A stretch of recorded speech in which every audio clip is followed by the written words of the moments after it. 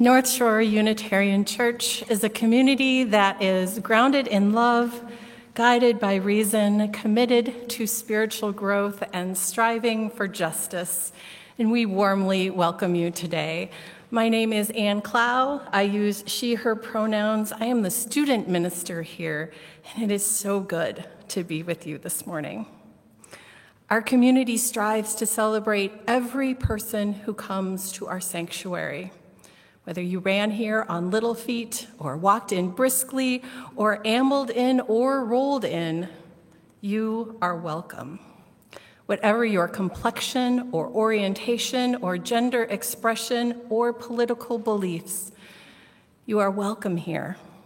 Unitarian Universalism is committed to the idea that every person has inherent worth and dignity, and we seek to share that vision with each other and with the world.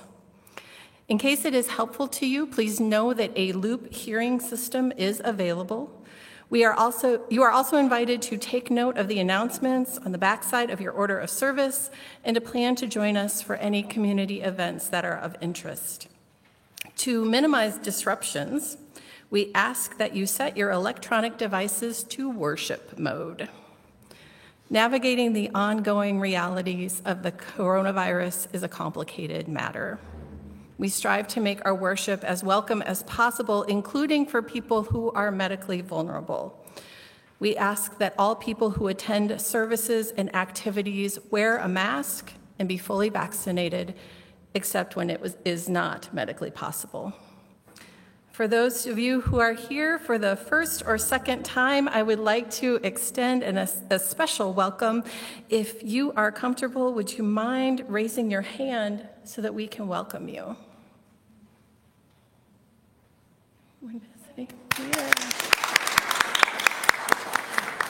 We're so glad that you are here, and we hope that you will join us after the service for coffee and conversation.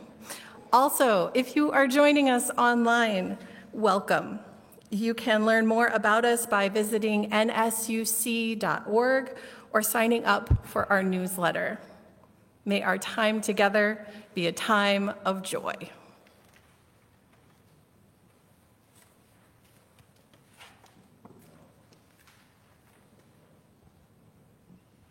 Good morning.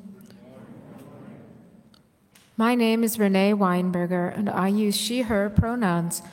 I will bring us into worship this morning with these words by Chris Rothbauer. We set aside an hour each week to worship the holy, to come together as a community and to refresh our souls. Let us consecrate this hour with the spirit of devotion and an attitude of reverence. And may we find in this sacred hour the grace we need to love ourselves, our beloved community, and our world. May the holy meet us in this place and guide our hearts and souls in our search for truth and understanding. May we rejoice and be present in this holy place during our hour together.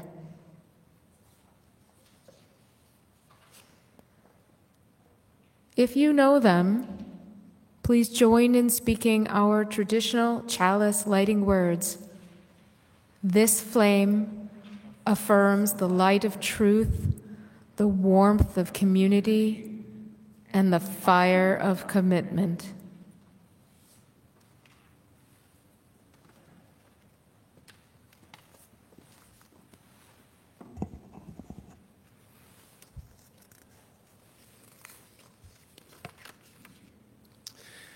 We acknowledge the traditional custodians of this land, the Council of the Three Fires, comprised of the Ojibwe, Ottawa, and Potawatomi nations, as well as the Miami, Ho-Chunk, Menominee, Sauk, Fox, Kickapoo, and Illinois nations. And we pay our respect to their elders, past, present, and emerging. We offer them our gratitude and respect, our repentance and hope in solidarity with them. Yes, we're all in solidarity with them. Oh, I love it. I just love hearing this voice in worship. Welcome, everyone. We're not where we hoped we would be at this point with the pandemic, and cases have continued to rise.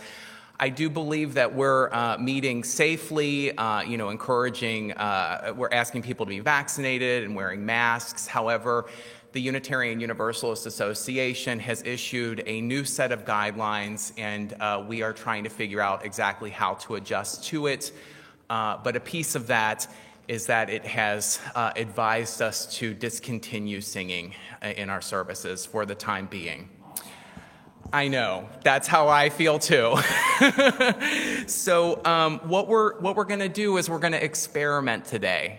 And so I invite you to just go with me in this experiment, all right? I am going to read our hymn, at least the first line. This one is Spirit of Life, so it is only one line. And then as we play it, I'm going to invite you to hum along. So we'll see how that goes today. You can give me feedback after. Maybe I shouldn't have asked for that. Anyway.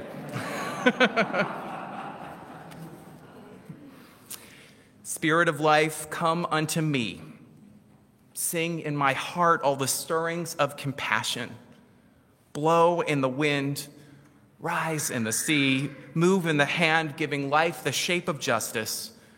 Roots hold me close, wings set me free. Spirit of life, come to me. Come to me.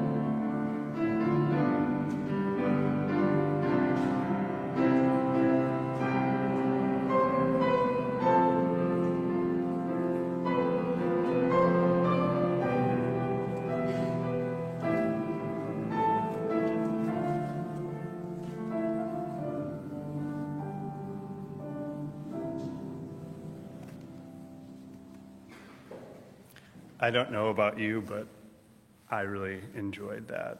Thank you for participating in this experiment with us.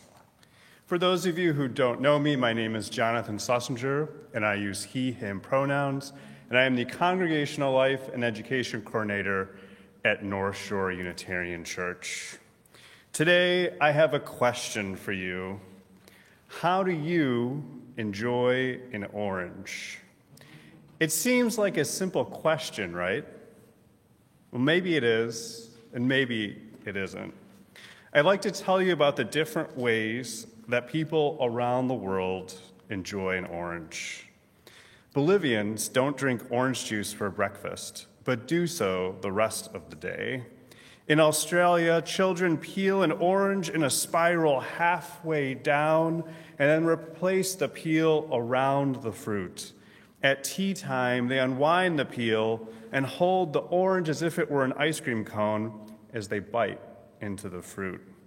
People in Nepal almost never peel an orange, preferring to eat them in cut quarters like an athlete.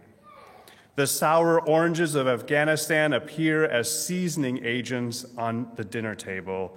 Squeezed over food, they cut grease. In Trinidad and Tobago, street vendors cut an orange in half and sprinkle each half with salt. In Jamaica, people cut them in half, get down on their hands and knees, and scrub the floor with a half in each hand. The Swiss sometimes serve oranges under heavy helpings of cream and sugar. In England, children make orange peel teeth and wedge them over their gums at Halloween. Maybe some of you have done that as well. And in Ireland, children bring oranges to the movie theater, tossing the peels at each other and the screen during the film. Now, isn't it amazing how many different ways there are to enjoy an orange? Maybe some of you enjoy oranges in a way that reflects where you grew up.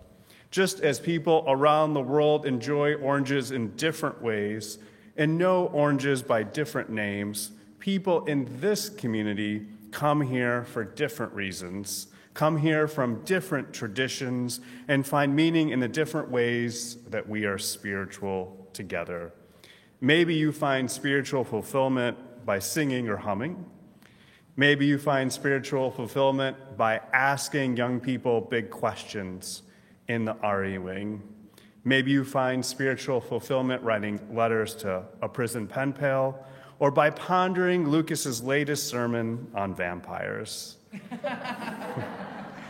We each find spiritual meaning in different ways here, and that's a good thing. I think it's one of the amazing things about this church and the UU faith as a home for individuals and families from different religious traditions. And I think it's one of the things that makes us individually and as a community stronger. So enjoy an orange however you do so, but take a moment to get to know how others in this community enjoy their orange and find meaning in this place. That's all I have for you today. I hope that your week is pretty sweet. Now, I should mention that my source for orange facts is the appropriately titled book, Oranges, by the great nonfiction writer John McPhee, a book I first read in high school. It might be a little dated in terms of how people enjoy oranges around the world, but I still recommend it. Thank you.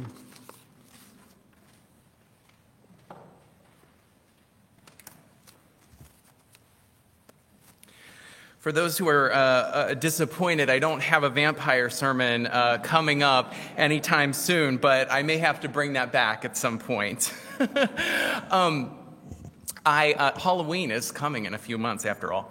I just want to acknowledge our regular pianist is away today. She is out in, is it Seattle, getting married. So we'll have to give congratulations to her when she comes back. And in her place today, we have Shion Costello, and we're just so lucky to have him with us today. Welcome.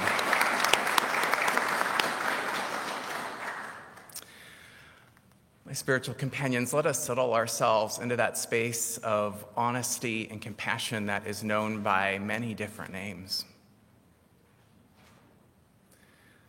Spirit of life, God of many names. Love that transcends us and holds us and lures us ever more deeply into community and connection. We come into your presence this morning. Some of us come with joys that have uplifted our spirits this week, and we bring those into this place, and we share that joy with one another. Some of us come with sorrows that weigh heavily on our hearts. Let us remember always that a burden that is shared becomes lighter, and so we bring those too into this community. And our hearts open up and reach out to this wider world that we are a part of.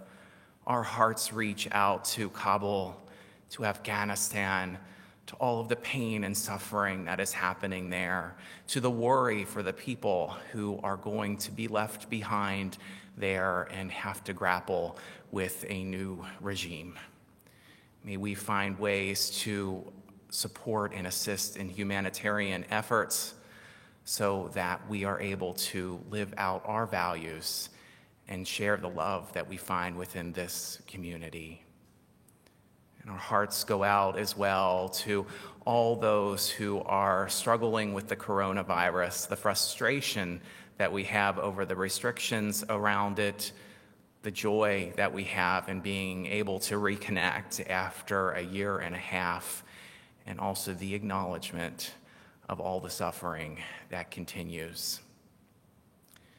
May we find ever new ways to bring the message of love and hope, care and compassion to a wider world that is hurting, so that we may live into our values ever more deeply.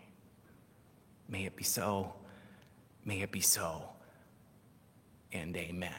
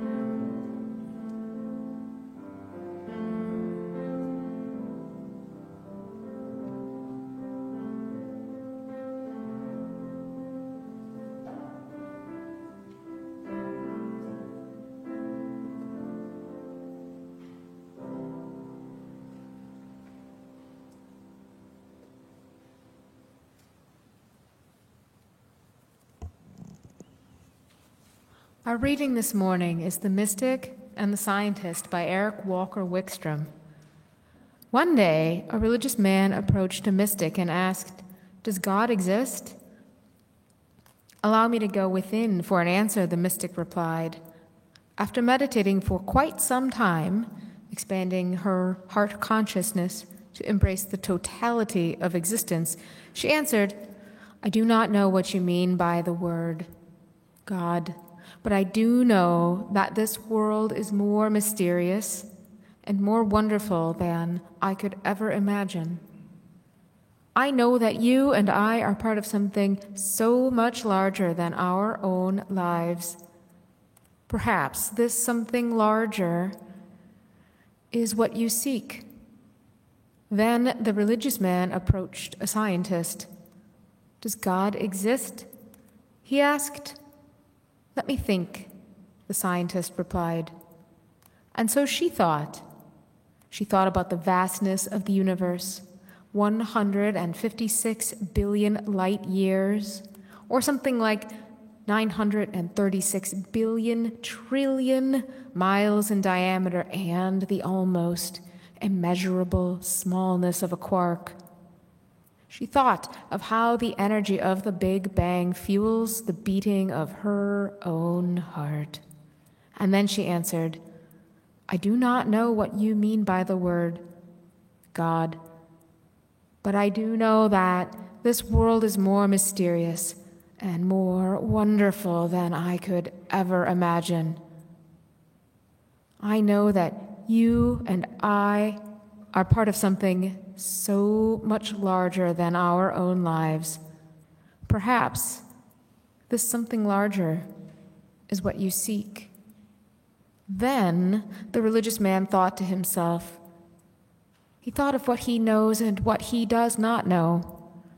He thought about how he knows what he knows and how he knows he doesn't know what he doesn't know. He thought about his experience of the world and how it is but one tiny, infinitesimal fraction of all experience. He thought about his dependence on forces larger than himself. He thought about the interdependence of all existence. He experienced wonder and pondered mystery. And then he knew. He knew in his soul the truth of what the mystic and the scientist said, that he is part of something so much larger than his own life. And then, only then, did he think about what he'd call it.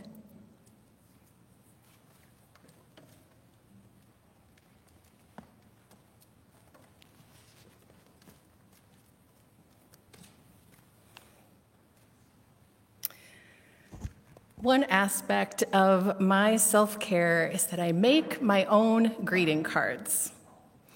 Now, I approach this a few different ways. Sometimes I have a specific event in mind. A loved one has a birthday coming up, and I need to make a card for that. And other times, I just need some crafting time to renew my spirit. Either way, the process begins in chaos. I'm pulling out different colors of paper. I've got stamps. I've got inks. Usually it looks like something exploded onto my desk. And then all of a sudden something snaps. And all of that randomness just sort of collapses into a vision of exactly what I want to create. It may be that the colors and the patterns align to form what resonates in my heart as gratitude or sympathy. Occasionally, an image and a color are just so perfect for the intended recipient that I don't know how I didn't see it earlier. And I then put away all the things that I won't need for the project as my mind begins to order all of the steps for completing the card. And at this point, I'm in the zone. right? I completely lose all sense of time as I work to make my vision a reality. This process can take 40 minutes or 4 hours, but either way, it nourishes my soul, and it connects me to whomever I'm going to send the card. Now, don't get me wrong. These are not amazing or life-changing pieces of art, but actively engaging in making something beautiful roots me in the spirit of life. For me, beauty is a guiding principle in making meaning of the world. Spending time exploring and creating beauty has taught me to seek beauty wherever circumstances I find myself. And this is easy to do when I'm walking in nature or out in our beautiful prairie with all of her gorgeous patterns and colors, but I find that beauty is in the everyday as well. I love to decorate myself with makeup and jewelry. I match the color of my highlighters to the cover of my textbooks when I'm studying. And as much as I hate doing the dishes, I appreciate that the gloves that I wear while doing them are a lovely shade of orange. Planting myself in the soil of beauty allows me to grow and nourish my soul. Beauty is my spiritual home base, from which I can learn about all the patterns of human behavior, including my own, the patterns of physics and mathematics, and the patterns of the non-human natural world. Cultivating beauty in my life and seeking it around me is part of what gives my spirit strength and resilience. The American Psychological Association defines resilience as the ability to adapt well, to bounce back in the face of adversity and challenge. And resilience is not something that some of us have and others don't. We can nurture it. In a recent article, the APA encourages us to build resilience by making time for mindfulness, tending to our physical wellness, embracing opportunities for self-discovery, and accepting change, among others. In my life, beauty is the large container for all of those practices. The third principle of Unitarian Universalism encourages us to spiritual growth, and the fourth principle holds our commitment to affirm a free and responsible search for truth and meaning. Free and responsible. We all seem very clear on the free part, right? Essentially, it says that capital U Unitarian, capital U Universalism doesn't tell us about the nature of life. We as a faith don't hold a definitive understanding of how the world came to be, and we won't tell you the meaning and purpose of your life. We hold no collective opinion on what happens after you die. You are encouraged and challenged to seek the answers to those questions in whatever way is correct and good for you. The responsible part is a bit more complex, so I want to spend just a little time unpacking it. First, a responsible search is one in which we don't force our conclusions on each other. I'm not here telling you that seeking beauty in your life is the only way to make meaning of our existence. Artist and welder Debbie Caruso refers to this as the theology of the paperclip. She says, you can have any theology you want.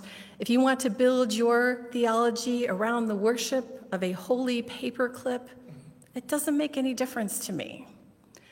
But if you start poking me with your paperclip, now we have a problem. That's straightforward, right?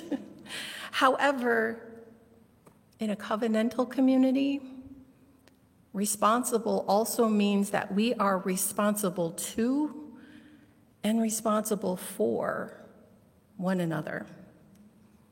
Each of us does our own spiritual seeking, and as we do, we discern what aspects of life we hold sacred. And then we construct our lives so as to support and honor the holy as we understand it. We each find the ground in which to grow our soul.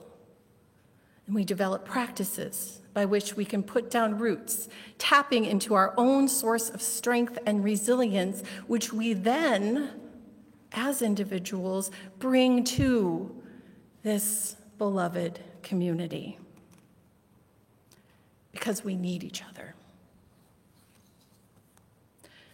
In Carolyn McDade's autobiography, she names herself as a songwriter, spiritual feminist, and social activist.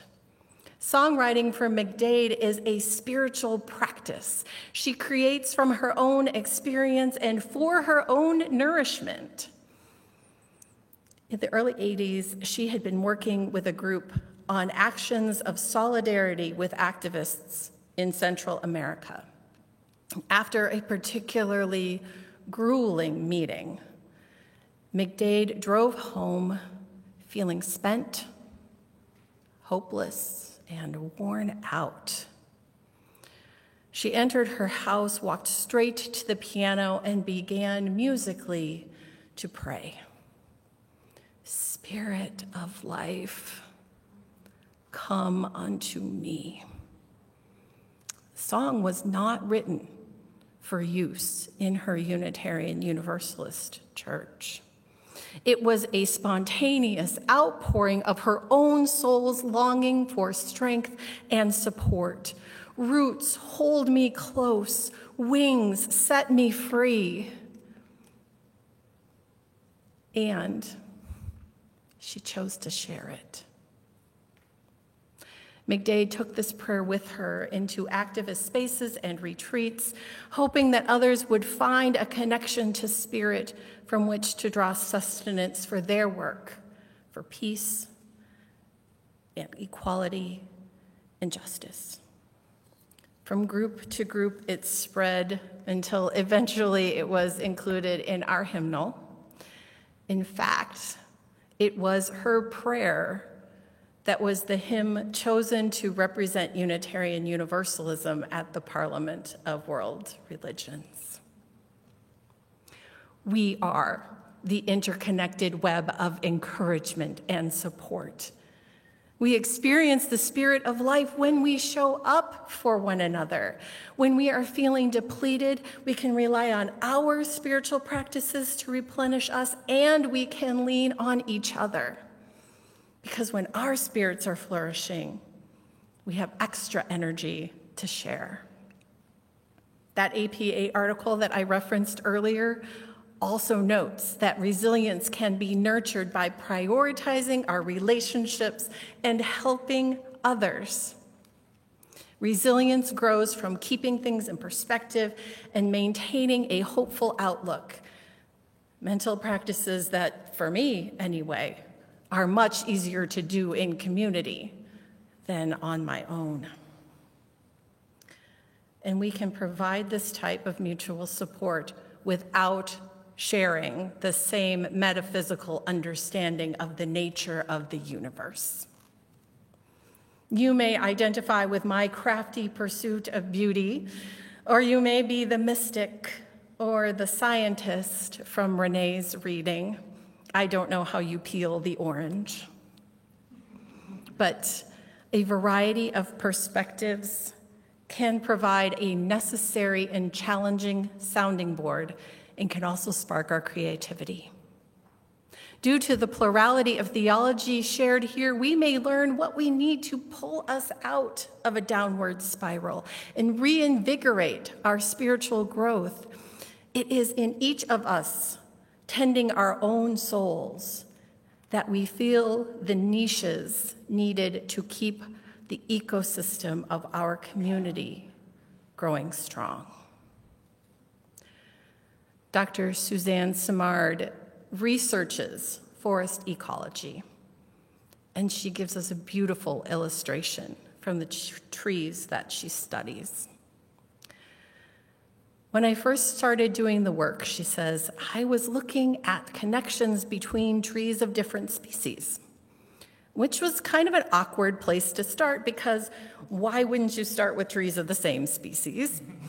But what I discovered, starting where I did, was that the forest is a community of many species helping each other out. It's an extended family, it's not a nuclear family. All the species are sharing information with each other, trying to live in a healthy community. The construction of the family in the forest includes many things. It includes trees of different species, it includes plants that are different forms, it involves fungi and bacteria and animals, and it's a big communicating network. There are many folks in the world today who will tell you that they are spiritual, but not religious. Like us, they have their individual spiritual practices and have developed their own understanding of how the world works. We, however, are here together on a Sunday morning, either here or joining us online. We are the religious, or if you're new, I assume you're at least open to the idea of religion. We who are religious recognize the value of doing this work, our individual spiritual seeking in community, in a reciprocal relationship of give and take, of support and leaning. We help each other by sharing joy and laughter, music, art and poetry, and challenging ideas. Each of us finds our own roots interconnected with each other's in the soil of our common values, thereby sharing our sacred resources. Doing our own work, tending our own souls, making time for spiritual practice and self-care and reflection strengthens and builds resilience in our whole community. And as part of a living tradition, as we bring our individual meaning to our community and to our faith, the faith as a whole evolves.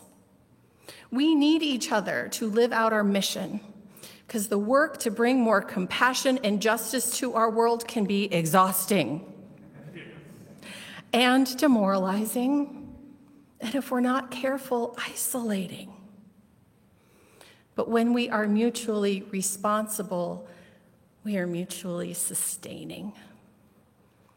So when a practice grounds you, it grounds our community. When a practice orients you, it orients our living tradition. The individual is the collective. The personal is the relational. And I find this web of interconnectedness beautiful. May your search for truth and meaning sustain you. May your search sustain us all. Amen.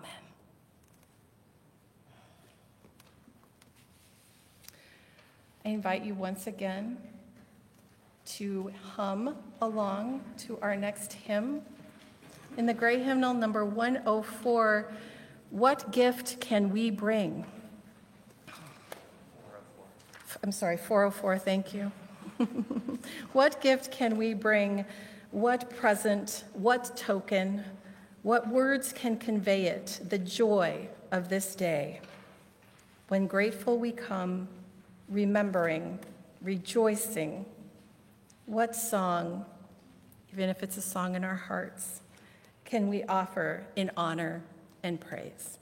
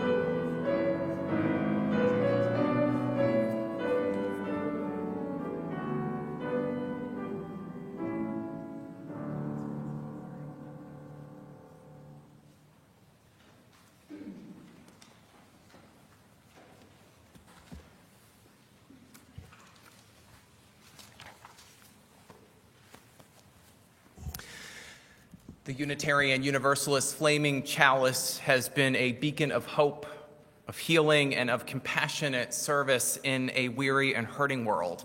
We are now the keepers of its flame, and its light is fueled by each person's gifts of time, talent, energy, and financial commitment. Note that with our Share the Plate program, half of all non-pledge donations we receive, I have on here in the plates. We're not doing the plates right now. In the box by the door will be donated to social or environmental justice causes. This month, your donations will go to Mano a Mano. You can read more about that wonderful organization in the order of service. Please note that you can give in two ways, either by putting money in the blue box at the sanctuary door as you leave, or by scanning the code in the order of service and doing it during the offertory music. And if you are joining us online, I invite you to go to our website in order to donate. We will also be having a coffee hour and an opportunity to share joys and sorrows on Zoom. You can find the link to that in the newsletter. Thank you for being with us today. Let us now celebrate our community with gratitude and with generosity.